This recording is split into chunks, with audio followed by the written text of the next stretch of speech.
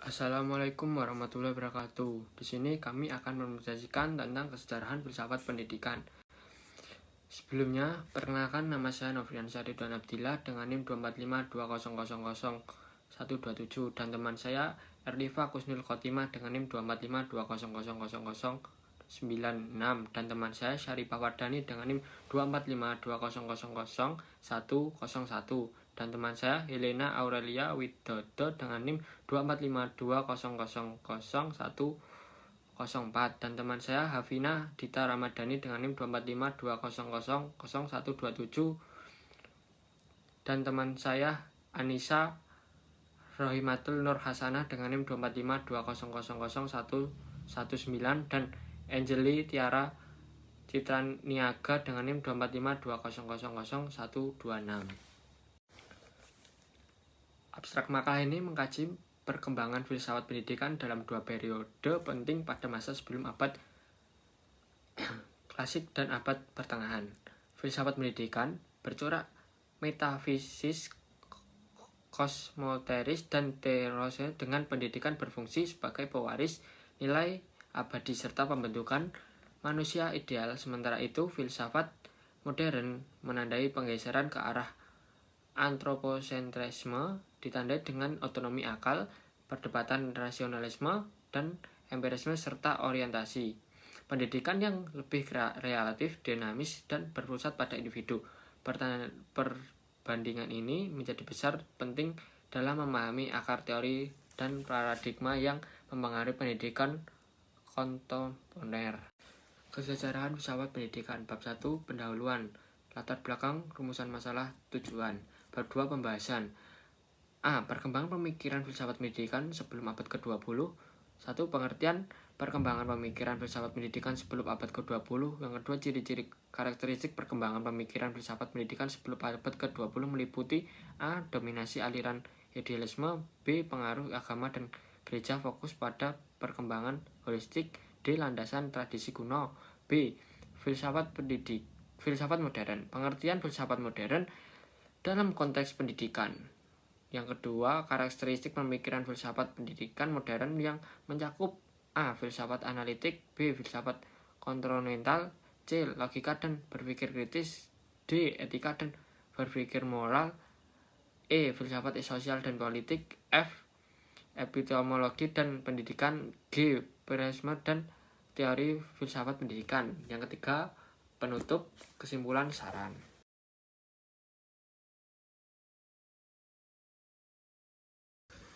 Latar belakang pendidikan merupakan fondasi utama peradaban, tidak hanya untuk transfer ilmu, tetapi juga pembentukan karakter spiritual dan tanggung jawab sejak era kuno hingga pramodern. Sebelum abad ke-20, pendidikan menekankan pembentukan moral dan intelektual. Filsuf seperti dan Asiksoris menekankan pentingnya etika, logika, dan kebijaksanaan. Pada abad pengetahuan, peran agama sangat dominan. Pendidikan menjadi normatif untuk membentuk individu yang taat secara spiritual dan moral. Aliran idealisme juga menekankan pembentukan pribadi yang utuh, bukan hanya penguasaan teknis. Pemikiran ini menjadi dasar nilai dalam pendidikan modern yang menuntut keseimbangan antara aspek akademik, moral, spiritual, dan sosial. Rumusan masalah berdasarkan latar belakang, maka dirumuskan suatu permasalahan sebagai berikut. A. Bagaimana perkembangan pemikiran filsafat pendidikan sebelum abad ke-20? Yang 1. Pengertian perkembangan filsafat pendidikan sebelum abad ke-20. 2. Ciri-ciri karakteristik perkembangan pemikiran filsafat pendidikan sebelum abad ke-20. A. Dominasi aliran idealisme, B. Pengaruh agama dan gereja, C. Fokus pada pembangunan holistik, D. Landasan tradisi kuno, B. Filsafat modern. Bagaimana pengertian filsafat modern dalam konteks pendidikan? Bagaimana karakteristik pemikiran filsafat pendidikan modern yang mencakup A. Filsafat analitik, B. Filsafat kontekstual, C. Logika dan berpikir kritis, D. Etika dan pendidikan moral, E. Filsafat sosial dan politik, E. Epistemologi dan pendidikan. Tujuan masalah A. Perkembangan pemikiran filsafat pendidikan sebelum abad ke-20. Yang satu, menjelaskan pengertian perkembangan pemikiran filsafat pendidikan sebelum abad ke-20. Yang kedua, mengidentifikasi ciri karakteristik perkembangan filsafat pendidikan sebelum abad ke-20. A. Menganalisis dominan aliran idealisme. B. Menjelaskan pengaruh agama dan gereja. C. Fokus pendidikan pada pengembangan holistik. Yang D. Menghubungkan filsafat pendidikan dengan landasan tradisi kuno. B. Filsafat pendidikan dalam modern konteks pendidikan. 1. Mengidentifikasi filsafat modern dalam konteks pendidikan. Yang kedua, menguraikan karakteristik pemikiran filsafat pendidikan modern yang mencakup A. Menjelaskan filsafat analitik. B. Membedakan filsafat kontekstual dari aliran. C. Menetapkan logika dan berpikir kritis dalam analisis pendidikan. D. Menganalisis hubungan etika dengan pendidikan moral. E. Menilai pengaruh filsafat sosial dan politik dalam pendidikan. F. Epistemologi dengan proses pendidikan. Yang G.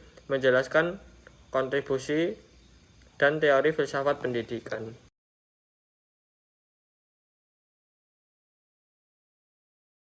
Perkembangan pemikiran filsafat pendidikan sebelum abad ke-20. Pengertian perkembangan filsafat pendidikan sebelum abad ke-20. Sejak zaman kuno, filsuf seperti Socrates, Plato, dan Rousseau telah membahas pendidikan sebagai proses pembentukan aspek intelektual, moral, dan spiritual. Filsafat pendidikan sebelum abad ke-20 belum berdiri sendiri, melainkan melekat pada filsafat umum, etika, agama, dan budaya. Stanford Encyclopedia of Philosophy 2022 menyatakan bahwa pemikiran klasik ini menjadi dasar bagi pendidikan modern yang menentukan kesinambungan aspek tersebut. Adapun beberapa penjelasan mengenai pendidikan sebelum abad ke-20 dari beberapa sumber, yaitu yang pertama dari Ahmad Mujahidi 2020 menyebutkan bahwa pendidikan sebelum abad ke-20 berakar pada pandangan metafisis, konsentris, dan teosentris, di mana tujuan pendidikan adalah mencapai kesempurnaan jiwa dan kebenaran universal yang absolut. Yang kedua, menurut Saragi 2021 menjelaskan bahwa Plato melalui idealisme menekankan pengenalan dunia ide dan nilai mutlak. Yang ketiga, menurut Asep Saiful Bahri 2022 menjelaskan bahwa Aristoteles dengan realisme klasik menentukan pengembangan jasmani, emosi, dan intelektual secara seimbang untuk mencapai kebahagiaan tertinggi. Itu yang keempat, menurut Ghazi Adnan 2021 menyebutkan bahwa pada abad pertengahan pendidikan bersifat teoretis dan diagnostis, berfungsi memperkuat iman dan mematuhi hukuman Tuhan.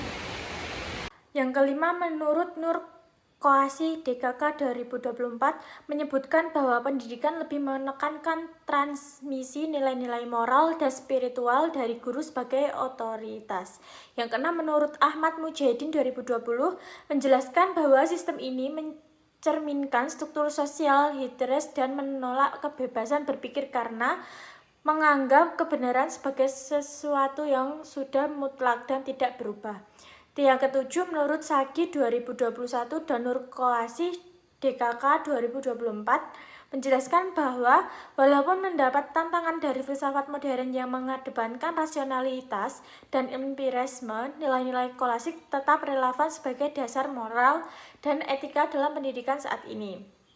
Integrasi antara pandangan klasik dan pendekatan modern diperlakukan untuk menciptakan filsafat pendidikan yang seimbang dan utuh.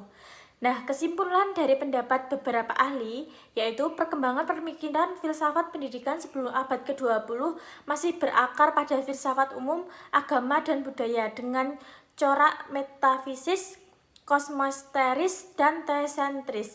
Pendidikan dipandang sebagai sarana pewarisan nilai intelektual, moral, dan spiritual yang bersifat abad serta tidak berubah.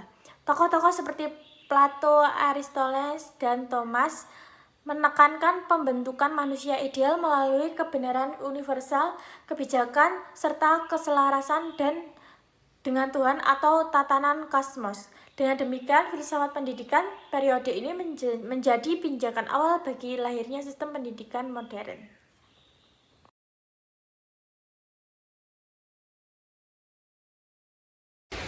Untuk yang kedua, ciri-ciri perkembangan pemikiran filsafat pendidikan sebelum abad ke-20. Filsafat pendidikan sebelum abad ke-20 dipengaruhi pemikiran Yunani kuno dan ajaran agama pada abad pertengahan dengan ciri idealisme, moral, spiritual, dan pendekatan holistik. Menurut Mellor G.J. 2025, ciri-ciri filsafat pendidikan sebelum abad ke-20 yaitu A. Dominasi aliran idealisme. Filsafat pendidikan sebelum abad ke-20 banyak dipengaruhi oleh aliran idealisme yang menekankan pentingnya pertumbuhan spiritual dan perkembangan karakter peserta didik. Pendidikan diarahkan untuk mengembangkan bakat dan kemampuan dasar individu dengan fokus pada nilai-nilai moral dan etika. Aliran ini melihat pendidikan bukan sekedar transfer pengetahuan tetapi juga sebagai sarana untuk membentuk pribadi yang utuh, berbudi pengerti, dan berkepribadian luhur.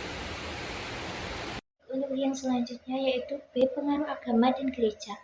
Pada abad pertengahan, pendidikan sangat dipengaruhi oleh ajaran agama dan gereja.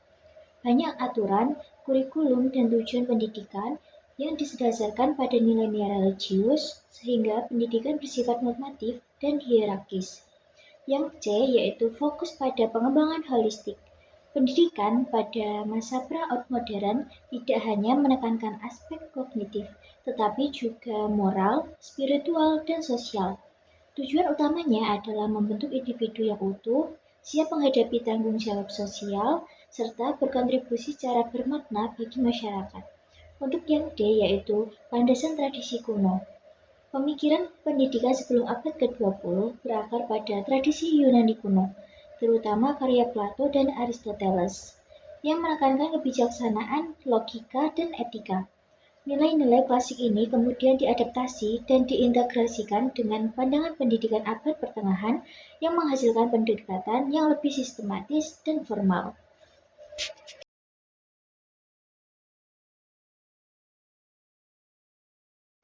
Untuk yang selanjutnya yaitu pengertian pemikiran filsafat pendidikan modern.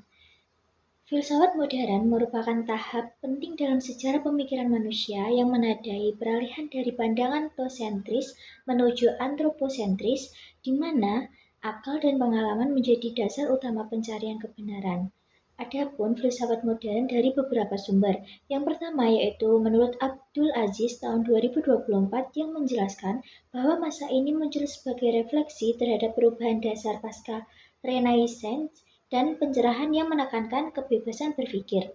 Untuk yang kedua yaitu menurut Ensiklopedia Britannica yaitu tahun 2023, filsafat modern lahir dari berkembangnya rasionalisme dan empirisme sebagai fondasi pengetahuan.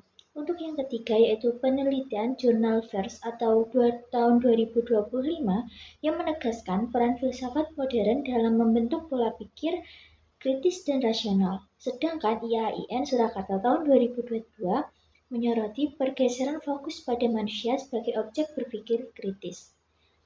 Yang terakhir yaitu Hafidz Steinhaus tahun 2024 yang juga menambahkan bahwa filsafat modern berfungsi sebagai kritik terhadap realitas sosial dan moralitas. Dengan demikian, filsafat modern tidak hanya menjadi tonggak kemajuan intelektual, tetapi juga dasar lahirnya semangat rasionalitas, humanisme, dan kebebasan berpikir yang membentuk karakter manusia modern. Oleh karena itu, dapat disimpulkan bahwa filsafat modern adalah cabang filsafat sejak Renaissance yang menempatkan akal, pengalaman, dan manusia sebagai pusat pengetahuan. Ia menolak dogma, menekankan rasio, kebebasan berpikir, serta tanggung jawab moral dengan tujuan membentuk manusia kritis, mandiri, dan reflektif terhadap ilmu moral dan kehidupan sosial. 2. Yaitu karakter pemikiran filsafat pendidikan modern. Filsafat pendidikan modern mengembangkan pemikiran klasik dengan menanggapi tantangan zaman melalui pendekatan logika, etika, sosial politik, dan epistemologi. Aliran seperti filsafat analitik, kontinental, serta pendekatan kritis seperti feminisme turut membentuk landasan pendidikan masa kini. Untuk yang pertama yaitu filsafat analitik. Menurut Taimbo tahun 2023, filsafat analitik muncul di Inggris pada abad ke-19 dan berkembang di abad ke-20 di Inggris dan Amerika Serikat. Dengan fokus pada bahasa dan logika, filsafat ini membahas makna dalam bahasa sebagai kunci pemikiran filosofis. Dalam pendidikan, pendekatan ini menekankan kejelasan konsep, ketepatan istilah, dan pemahaman logis, bukan sekedar penyampai informasi.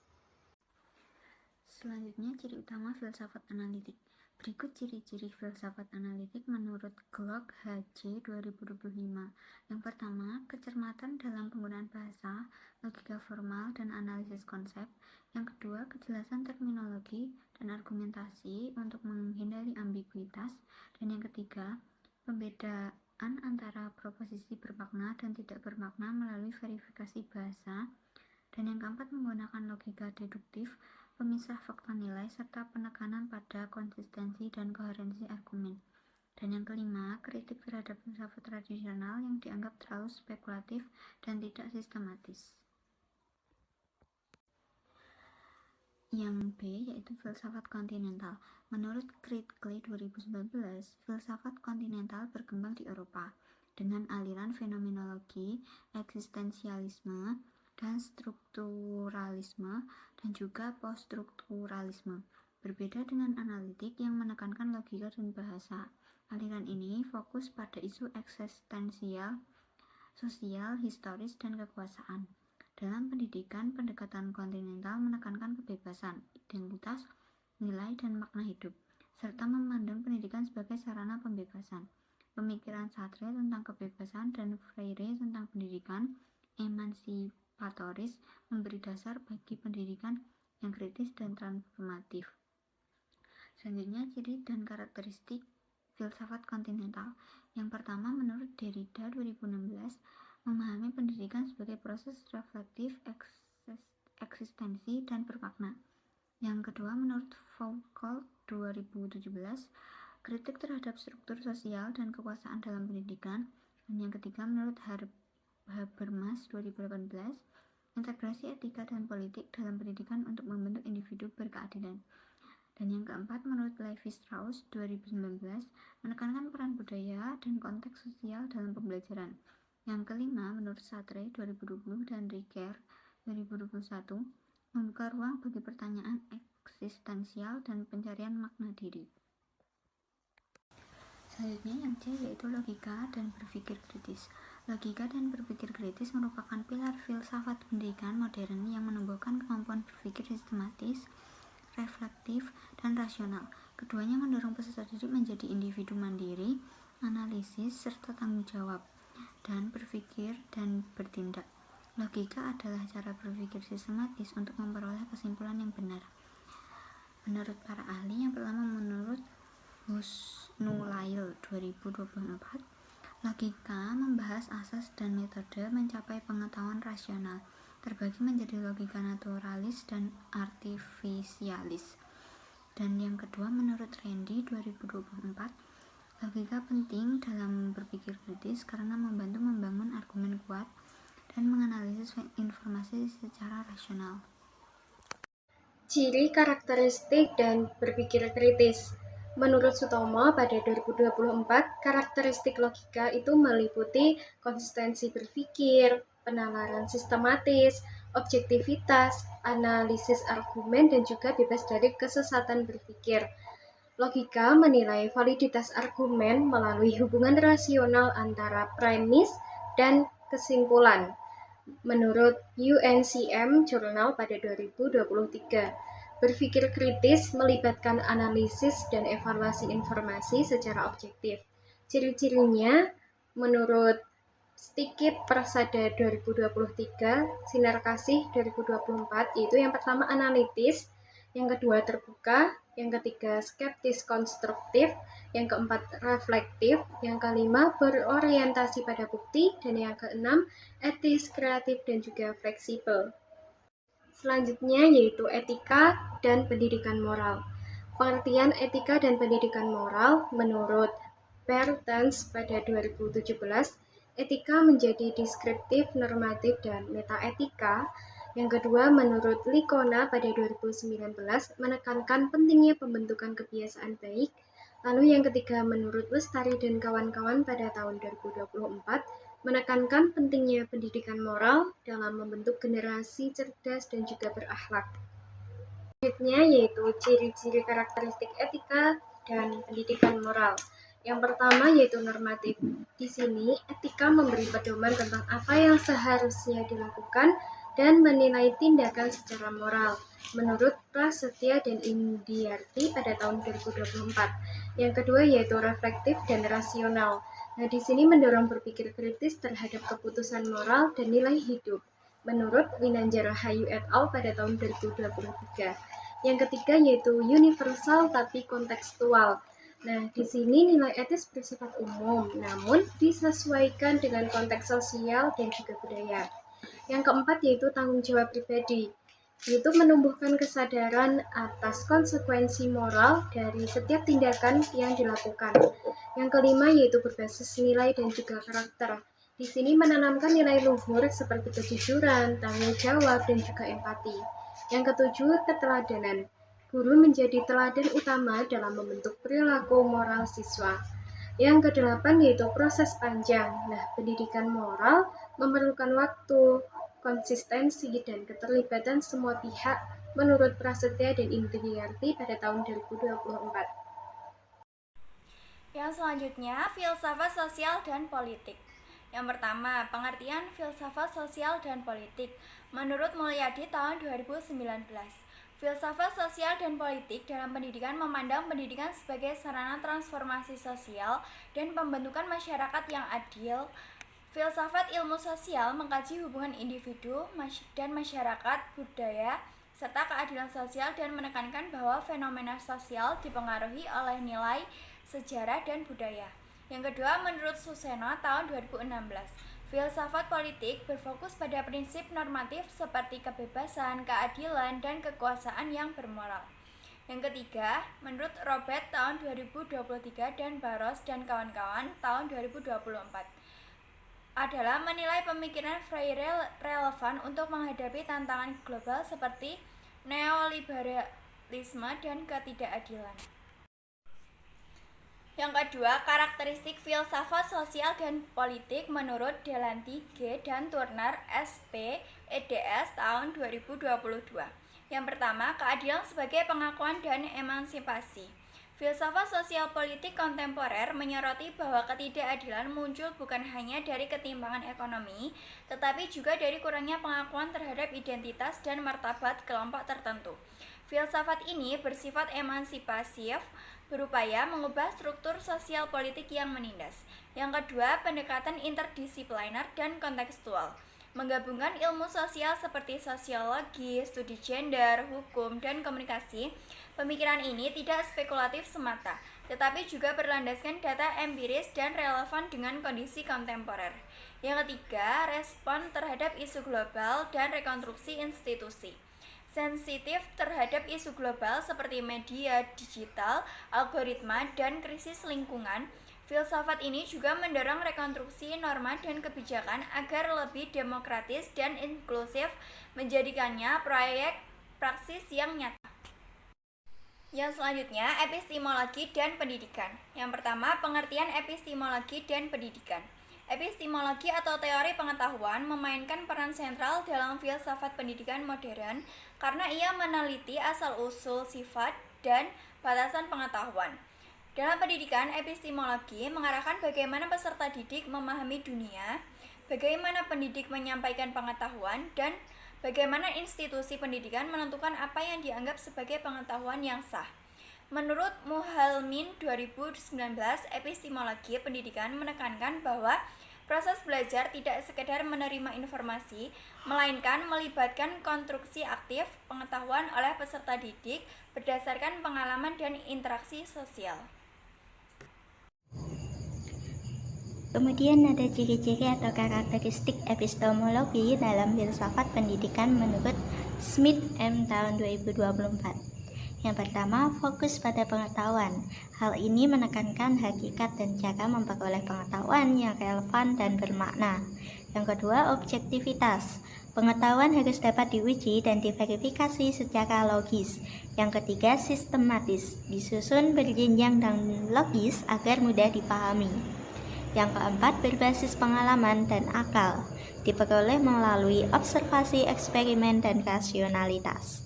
Yang kelima, mengutamakan kebenaran, menilai validitas dengan membedakan fakta dari opini.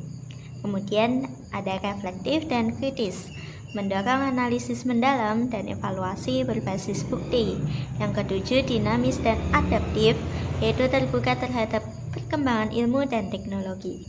Yang kedelapan, integratif, mengaitkan berbagai disiplin ilmu secara terpadu. Yang kesembilan, berorientasi pada pemahaman, menekankan pemahaman konsep bukan hafalan.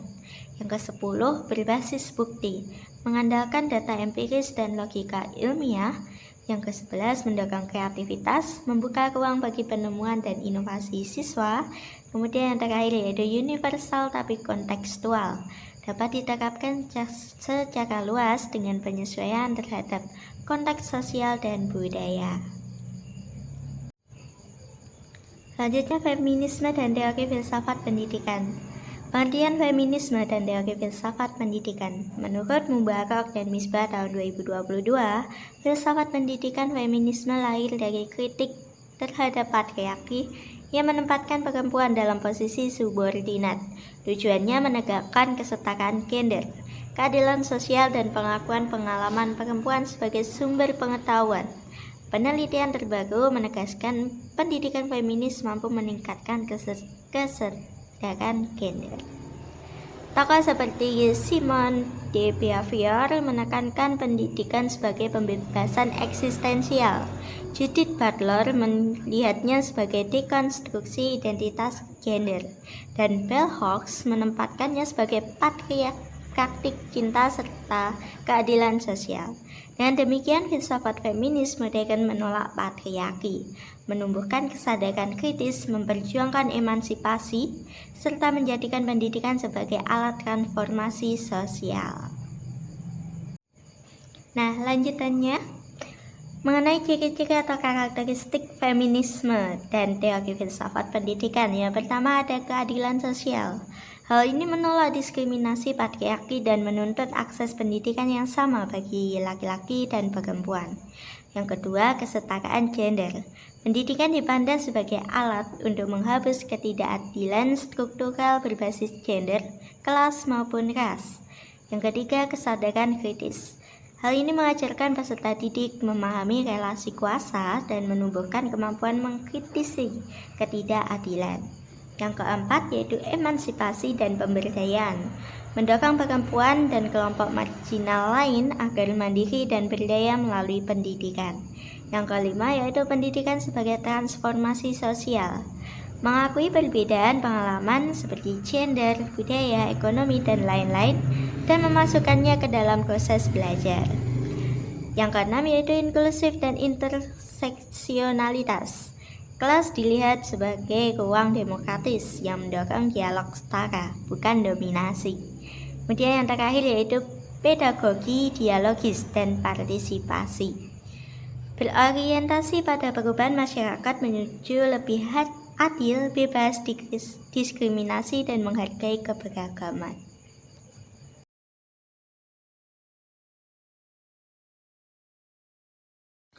Kesimpulan, berdasarkan rumusan masalah yang telah dibahas, dapat disimpulkan bahwa yang pertama, perkembangan pemikiran filsafat pendidikan sebelum abad ke-20 menunjukkan dominasi aliran idealisme, pengaruh agama dan gereja, serta tradisi kuno yang menekankan pendidikan sebagai sarana menentukan moral, spiritual, dan karakter manusia secara holistik. Pendidikan pada masa ini diarahkan untuk mencapai kesempurnaan jiwa dan kebijakan hidup, bukan semata-mata untuk penguasaan dan kepengetahuan. Yang kedua, filsafat modern dalam konteks pendidikan membawa perubahan mendasar dengan menempatkan akal budi, rasionalitas, dan pengalaman empiris sebagai dasar pengetahuan. Pendidikan modern lebih menekankan kemandirian berpikir, kebebasan belajar, dan bertanggung jawab moral serta sosial.